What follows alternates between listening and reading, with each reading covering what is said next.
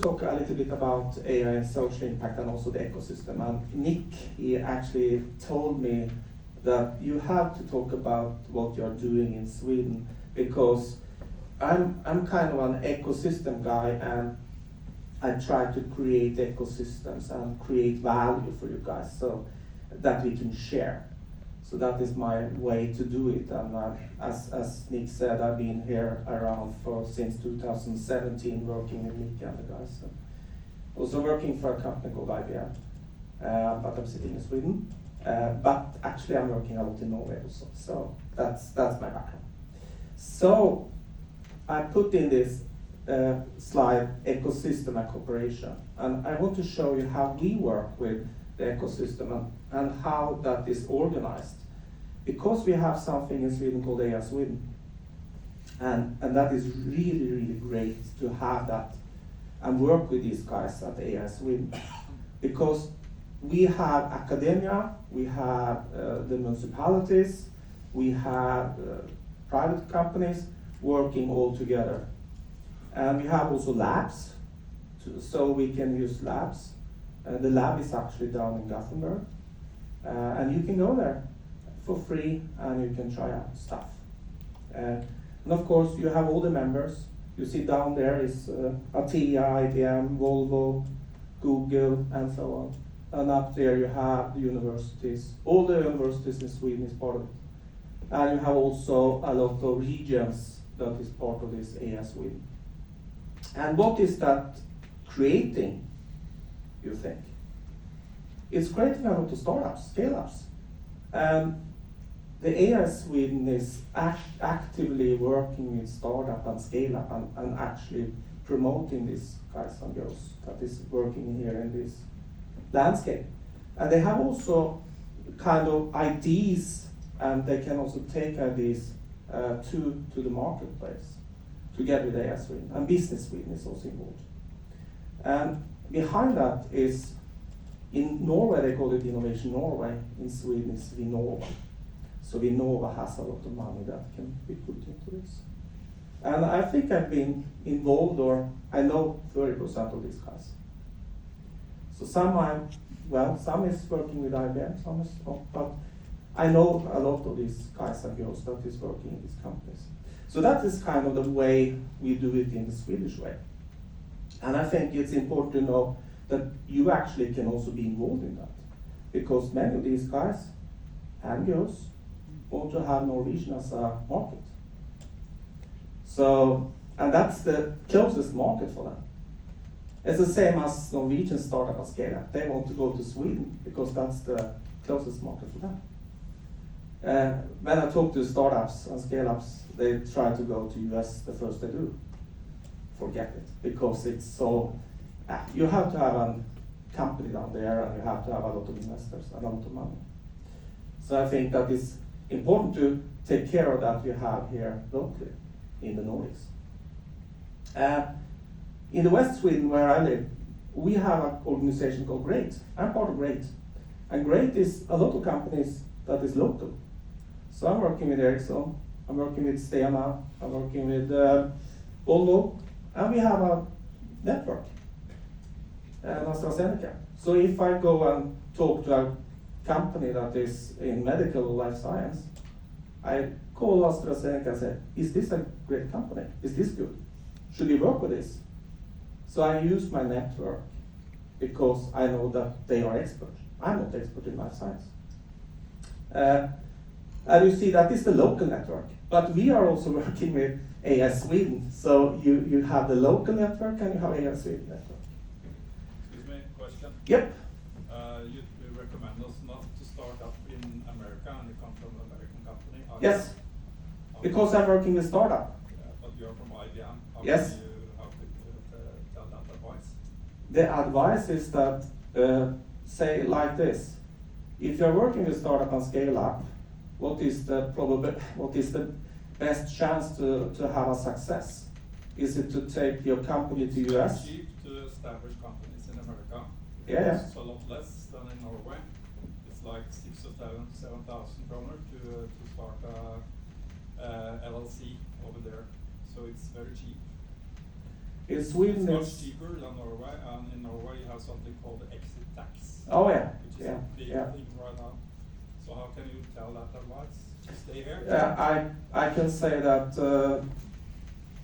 from a Swedish point of view, we don't have that tax. It's 25 SEK to start a company, and you got a lot of things going out from the government to help you. You don't get that support from US,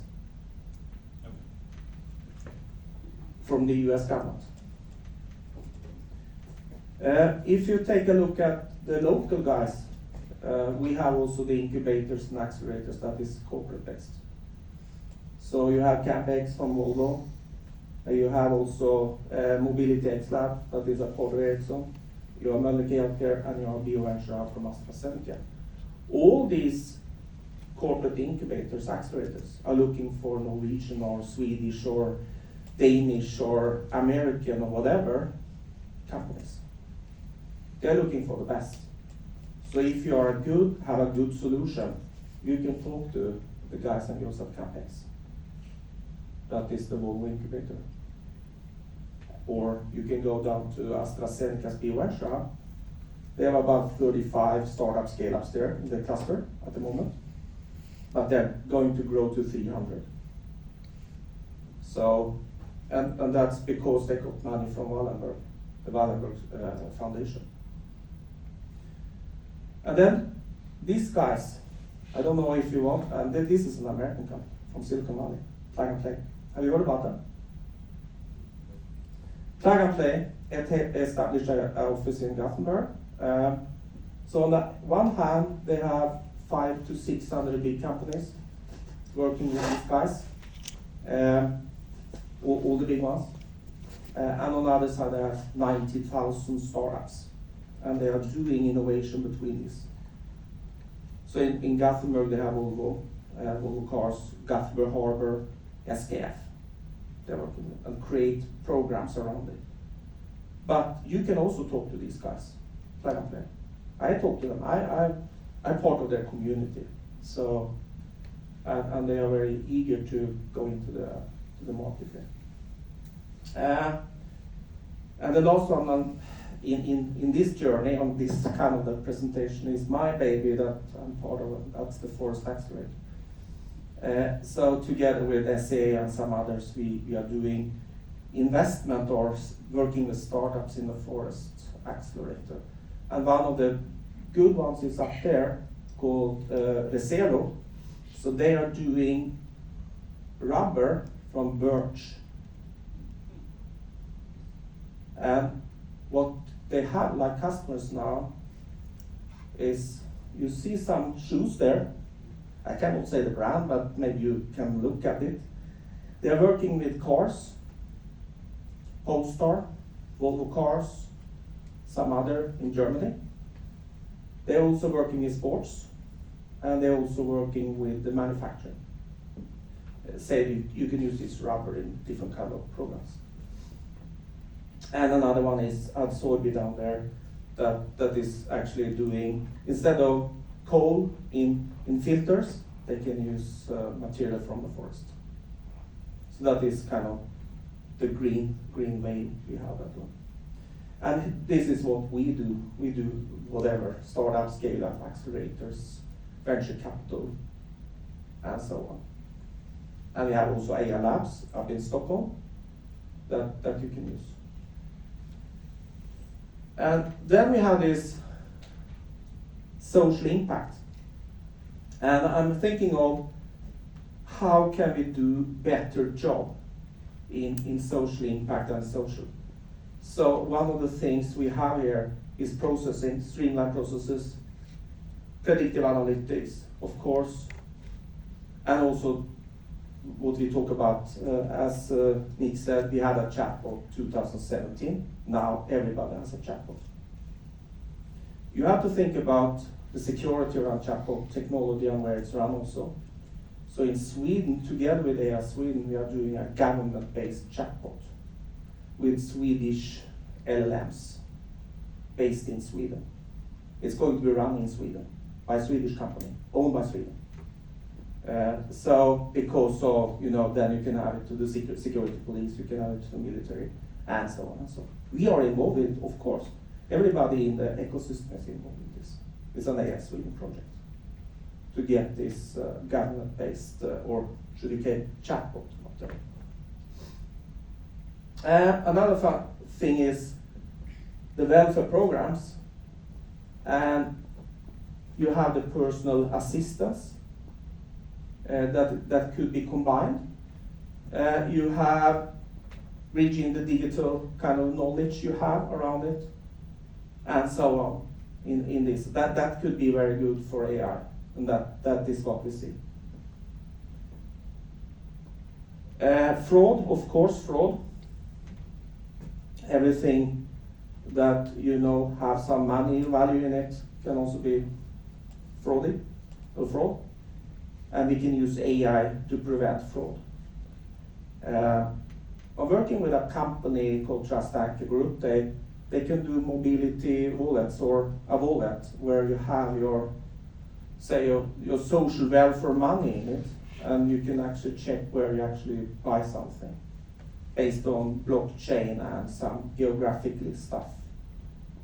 They can also use the same technology to have microloans, where you, for instance, have a salmon farm in a village, and you can invest in that, and then you can have microloans. It's actually the same technology from Trust Anchor Group that they can use for that one. So, and of course, using AI for false claims and so on and so on. Have you think about transparency, accountability, and governance around AI? AI Act, EU AI Act. I think it's going to crush some companies that is on the AI journey, because they're not thinking of that it's mandatory. It's something. Is it high risk? You have to apply and comply to that AI Act that is coming in some months, maybe. It's going through the different kind of parliaments now, and you think you are not there because you're outside the EU, but everybody that is doing trade with the EU have to apply. So it's also American companies that have to be applied for that. Now I put in this picture because this is our most common use cases we have seen out in the marketplace. So it's from automatically planning, AI ops, it's content creation, it's knowledge worker, planning analytics, supply chain. It's a lot of areas where you can use AI, and where we actually use AI today. And the cool thing here is that this is our example. This is where we have business. And the cool thing is that the first kind of steps, I used ChatGPT to get an answer on. So I used ChatGPT on all the questions that you see the key points. And this last picture I had was IBM's kind of value we had. So you see that it's actually working.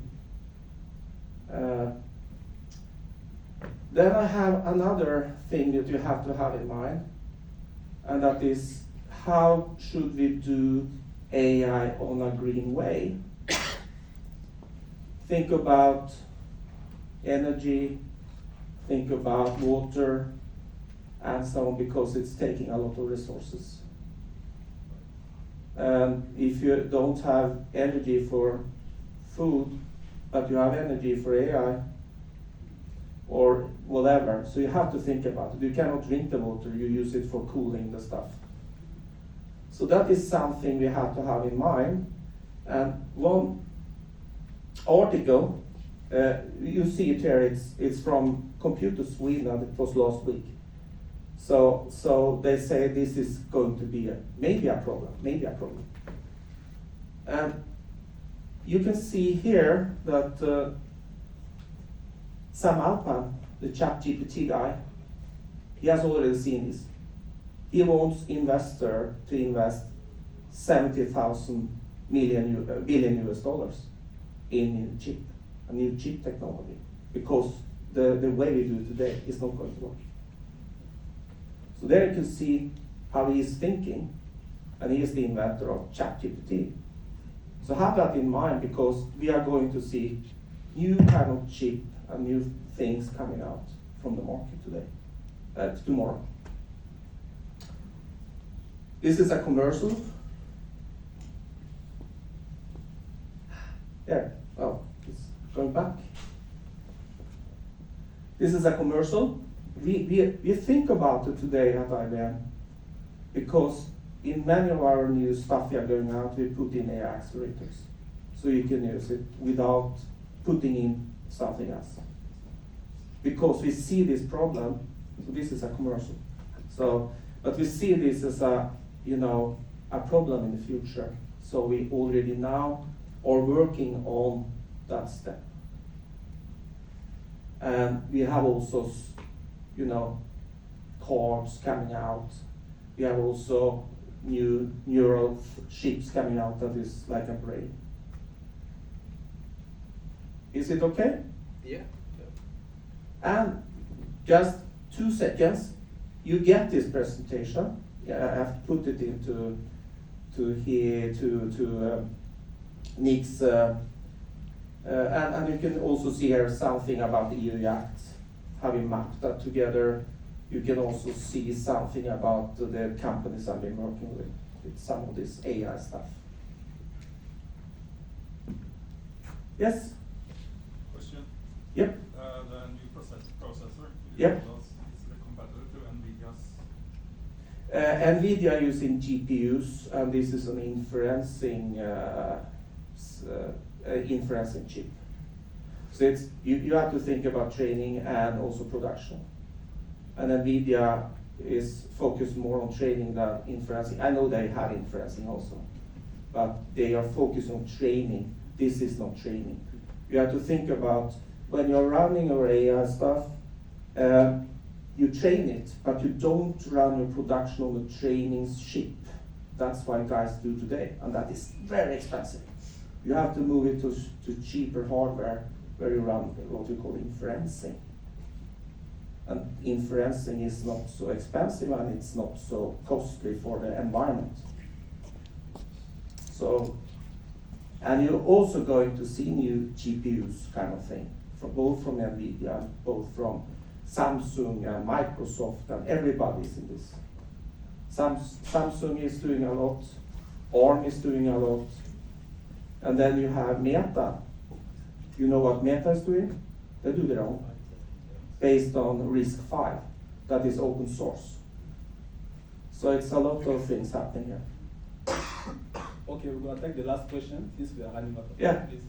Just coming